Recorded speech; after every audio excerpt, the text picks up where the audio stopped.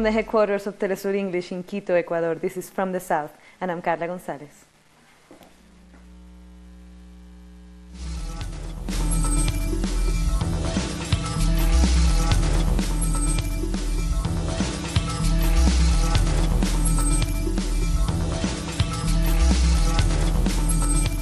We begin in the Dominican Republic, where there is still no conclusion, but talks continue between Venezuela's government and the opposition.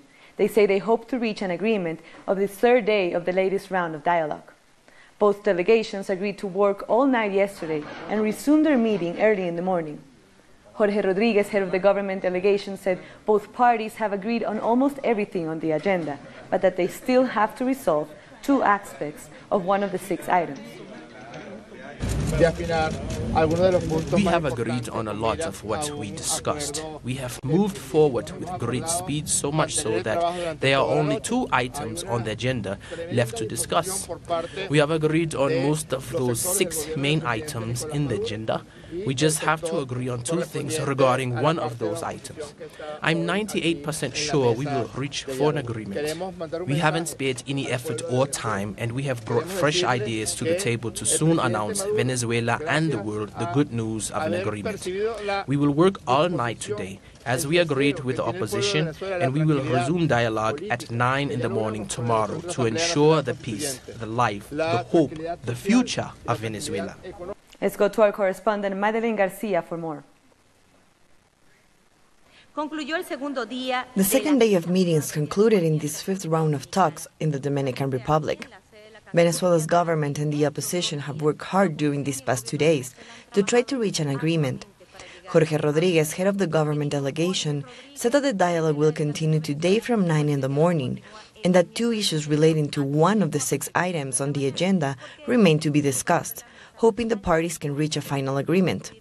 He didn't comment much on the details of what they have agreed on and what remains to be discussed, but we know that the government and the opposition have talked about the date of the coming presidential elections that were called by the National Constituent Assembly and that will be held before April 30th. We will keep you informed as everything unfolds. That was Madeline Garcia from Santo Domingo. We'll solve the problem of dreamers in exchange for a Great Wall on the border with Mexico. That seemed to be U.S. President Donald Trump's main message on immigration in his State of the Union address on Tuesday night. He called for unity between Republicans and Democrats to serve the American people, and he accused Central American gangs of bringing violence into the country, even though MS-13 and other similar groups were founded in California. Tonight I am calling on Congress to finally close the deadly loopholes that have allowed MS-13 and other criminal gangs to break into our country. We have proposed new legislation that will fix our immigration laws and support our ICE and Border Patrol agents. These are great people. These are great, great people that work so hard in the midst of such danger so that this can never happen again. Homeland Security investigations and the sacred duty of every elected official in this chamber is to defend Americans, to protect their safety, their families, their communities, and their right to the American dream. Because Americans are dreamers too. Immigrants from Latin America and elsewhere watched the speech anxiously for any new indications of President Trump's policy on immigration. Some said they saw no solutions in his repeated promises to clamp down on the admission of family members and reduce the overall number of migrants. I do have that little fear on me of those agents coming to my house, to my home, be like, "Oh, we're here for you. You're gonna go back to your country." We're watching this speech to the nation from President Trump, from whom we have got threats from his government. We didn't see any solution as always, so our reaction is getting ready for the next election. We need to change this government that doesn't represent the immigrant community and doesn't represent the working class of this country. The former U.S. presidential hopeful and Senator Bernie Sanders responded to Trump's State of the Union address, accusing the president of lying in his promise that he would not favor the rich and that he would provide health care for all. My fellow Americans, the simple truth is that according to virtually every poll, Donald Trump is the least popular president after 1 year in office of any president in modern American history. And the reason for that is pretty clear. The American people do not want a president who is compulsively dishonest, who is a bully, who actively represents the interest of the billionaire class, who is anti-science, and who is trying to divide us up based on the color of our skin, our nation, of origin, our religion, our gender, or our sexual orientation. That is not what the American people want. And that reality is the bad news that we have got to deal with. Human rights activists have marched for the 5th time in Peru against the pardon granted to the former President Alberto Fujimori in December. The protesters say the pardon was part of a political deal to save President Pedro Pablo Kuczynski from impeachment. Fujimori had been serving a 25-year sentence for graft and human rights crimes during his government in the 1990s. The protesters are calling for President Kuczynski to resign. This is the 5th citizens' protest. We continue insisting and we will remain on the streets until this illegal, fraudulent pardon negotiated among killers and the corrupt falls apart. We are going to achieve it and we want it overturned. We want President Pedro Pablo Kuczynski to resign and all corrupt leaders to leave. We'll take another short break now. Join us again after this look at what our multimedia colleagues are reporting.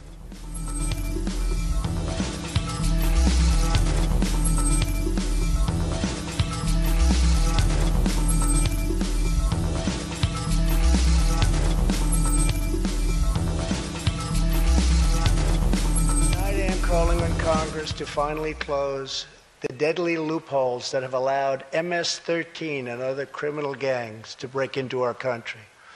We have proposed new legislation that will fix our immigration laws.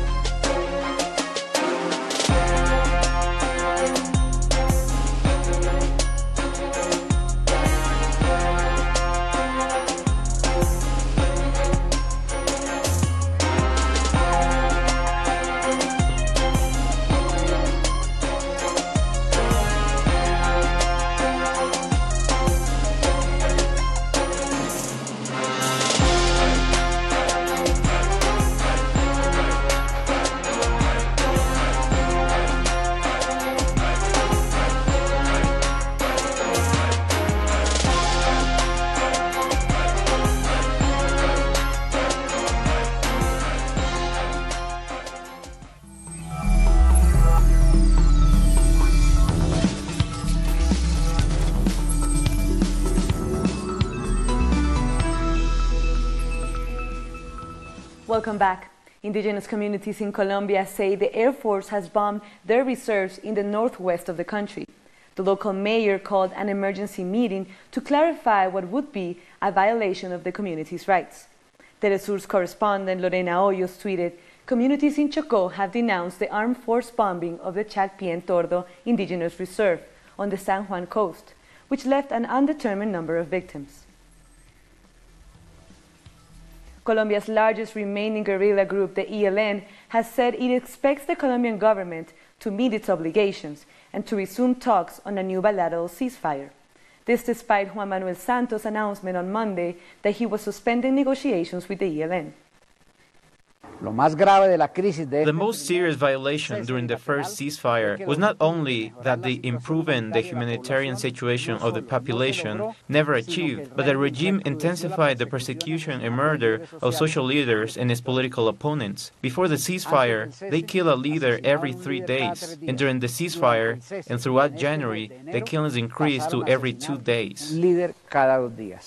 The guerrilla group has said the Colombian state is perpetrating genocide against social leaders, saying that 6 ELN members were killed in January and 25 imprisoned. It tweeted out a map showing at least 10 military operations against the ELN in the month of January alone that spread right across Colombia. Violence against the most vulnerable communities is one of the main challenges facing Colombia's peace process, as most of the murders of community leaders go unpunished. During the civil strike in Buenaventura in May 2017, we visited this neighborhood, Islas de la Paz. Community leaders told us about their efforts to resist being exiled from their own land. They talked about how multinational companies have even taken their soccer field. This used to be all grass, but they came in the name of progress and took away our land. They took this away from the youth. They covered it in ballast. Themistocles is no longer with us. Armed men took his life. His death has made his community very angry. Government officials have blamed his death on reasons unrelated to his work as a community leader. How can we accept a statement from the mayor's office that said his death was caused by personal problems? It didn't happen because of his personal life. Themistocles was fighting for our land, for our access to the sea, for our well-being, and now he's dead. He also had raised his voice against the murders and threats against all of those fighting for their land in Buenaventura. They have committed all sorts of murders, threats, intimidation tactics. We are constantly harassed by groups outside the law who are supported by the police. Our community gets no support from the police. Meanwhile, this past weekend, indigenous leader Eleazar Tequia Bitucay was murdered. It's believed he was killed by the army. In 2017, over 150 social leaders were violently murdered. Mexico appears to be having a change of heart about one of the most contentious issues in the North American Free Trade Agreement, its auto industry.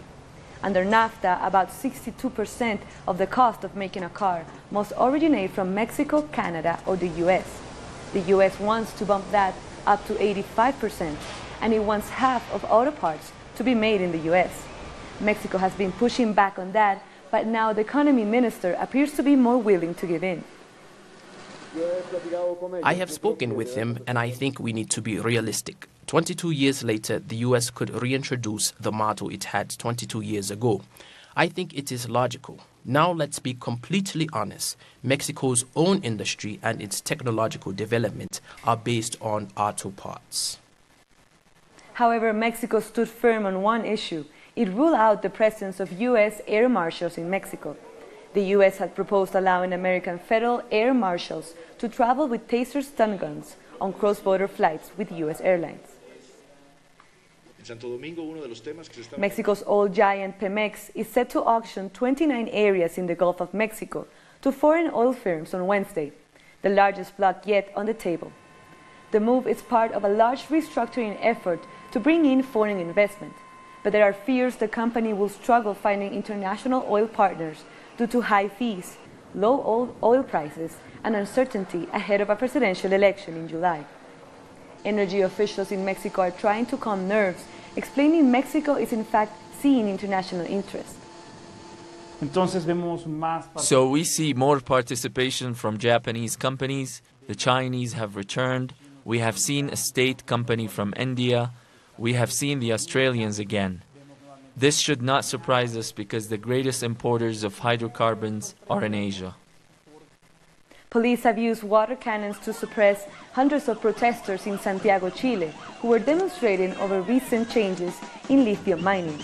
Police detained a number of protesters called to action by the Unified Workers' Central, CUT, and the movement Lithium for Chile, who say the material is a strategical natural resource which should be nationalized.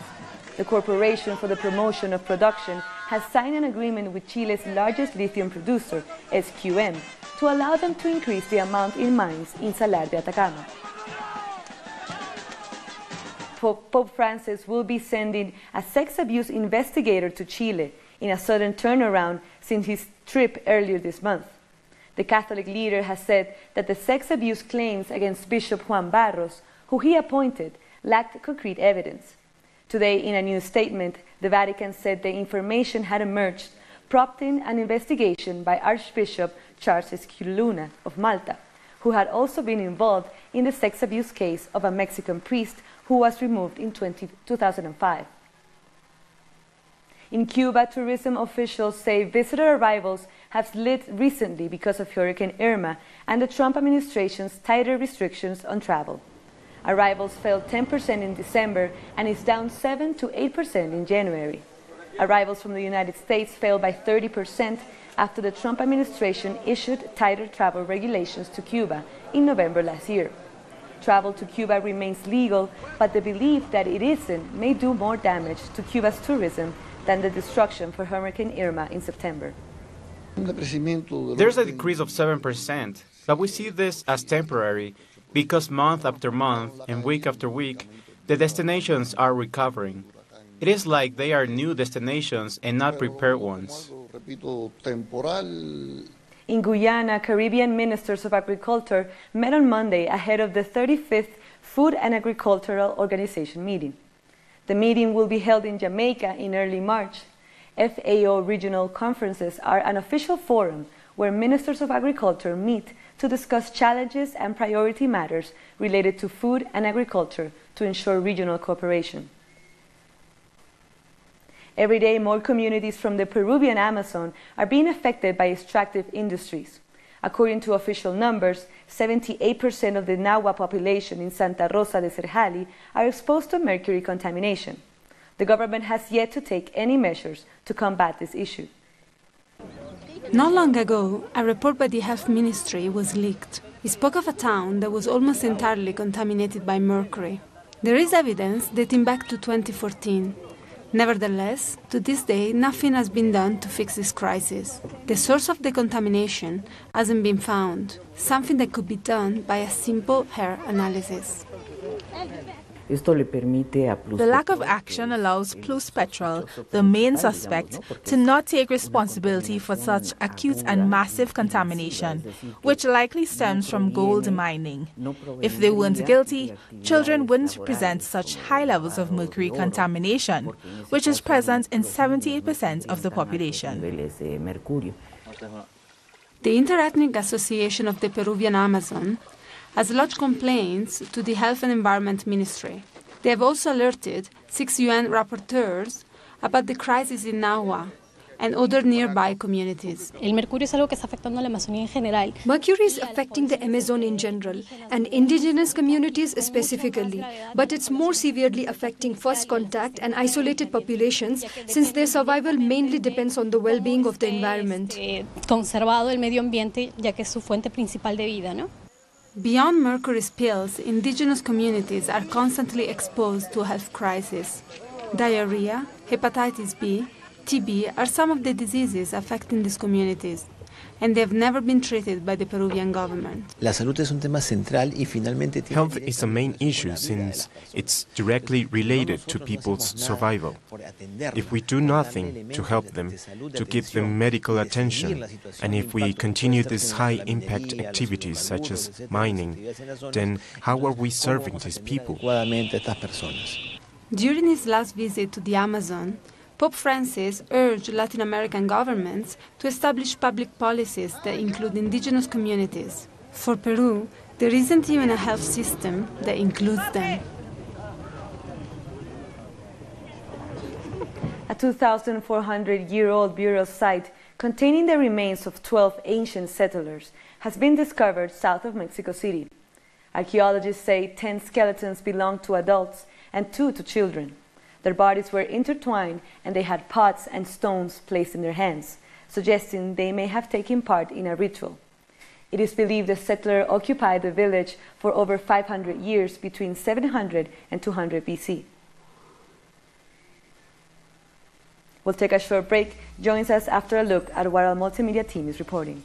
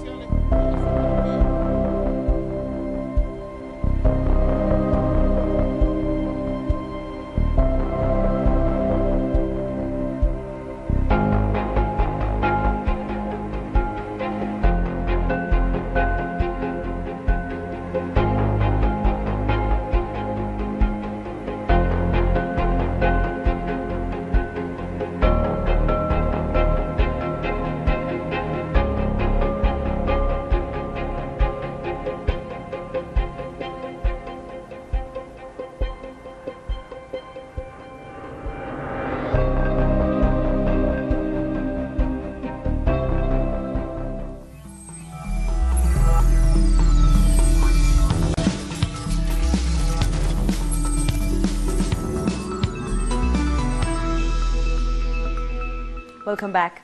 In Spain, a crucial vote to reappoint ousted Catalonian President Carles Puigdemont was delayed, sparking anger in the streets of Barcelona. We have more in this report. Scuffles between Catalan pro-independence supporters and Catalan police broke out outside Parliament. Police in riot gear watching over the demonstrations. The Catalan Parliament Speaker, Roger Torrent, postponed the vote for a new regional head. Torrent said the session will be postponed until there are guarantees for the sessions to be held in a normal fashion. He says there can be only one president, Carles Puigdemont. Nor the Deputy Prime Minister Soraya, neither the Constitutional Court will decide who will become Catalan president. Nor Deputy Prime Minister Soraya, neither the Constitutional Court will decide who becomes president. That decision lays on the members of the parliament who were democratically elected. Spain's highest court ruled Puigdemont ineligible to be president. He remains in Belgium and cannot return to the country or else he'll be arrested. There is a warrant out for his arrest, stemming from last year's declaration of independence from Spain. I don't agree with independence.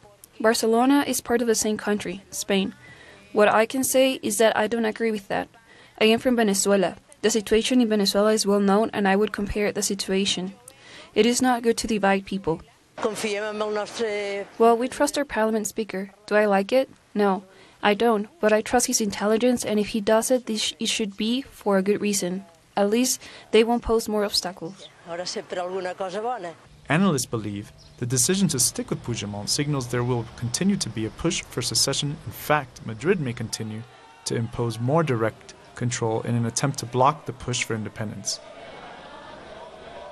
The decision by the U.S. President Donald Trump to withhold funds for Palestinian refugees has brought a sharp reaction in Gaza and the West Bank.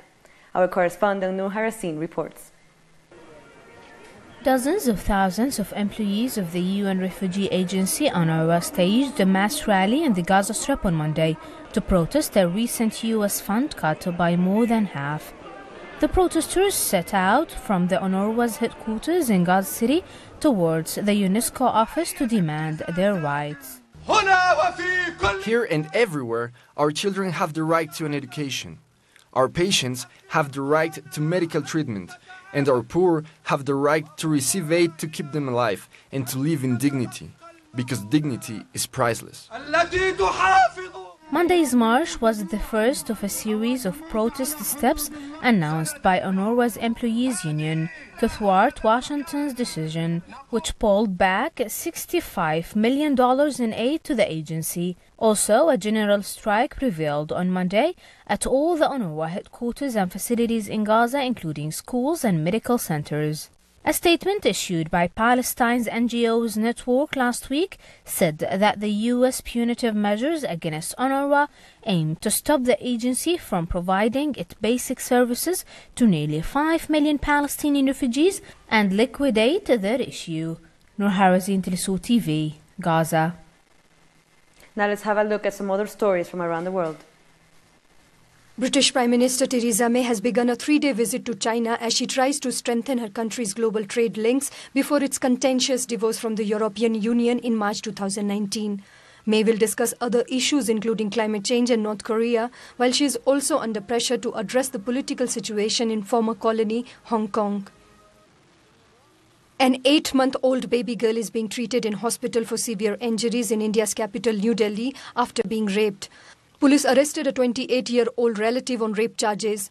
It's the latest case in a country notorious for sexual violence on women and children. According to the National Crime Records Bureau, nearly 11,000 cases of child rape were reported in India in 2015, with 3 children raped every day in Delhi alone.